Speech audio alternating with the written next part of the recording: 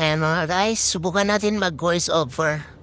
Parang nagugustuhan ko itong mga napapanood ko kasi sa Facebook Reels. Ilang araw na kasi ako walang kasama dito sa bahay, kaya babot na ako. Ayan, magsasayin nga muna tayo. Ang pagsayin ko nga pala dito, nilalagyan ko lang ng tubig. Parang yung steam, hindi talaga siya diretso sa kaldero.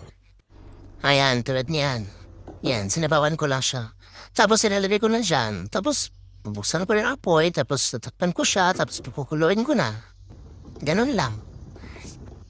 Tapos, ay, alam niyo ba? Matagal na ako nag-craving sa paksiw. Kaya, pabili ako ng isda kaninang bangus. Pero buti na lang talaga nakabili na ako. Bago pa umulan. Ayan, nilagyan ko lang siya ng talong.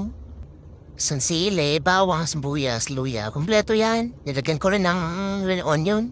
Tapos yung suka na ginamit ko, syempre yung gato puti na medyo manghang. Meron siyang nasa loob. Tapos may paminta, asin. Yun, may konting seasoning, ganun lang. Tapos, halo-haluin ko lang yan. Saka ko siya ibubusto sa isda ko na may mga gulay. Ayan, tapos tatapan ko na siya, pakukurin ko na siya. Ito nga pala ang saingan namin napakatalino. So gusto ko mong saing dito, hindi siya madumi. Madaling linisin. Ayan. Ayan, kumulo na siya guys. Ay, gutom na ako.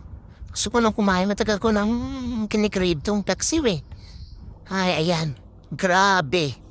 Sobra ang lambot. Ayan.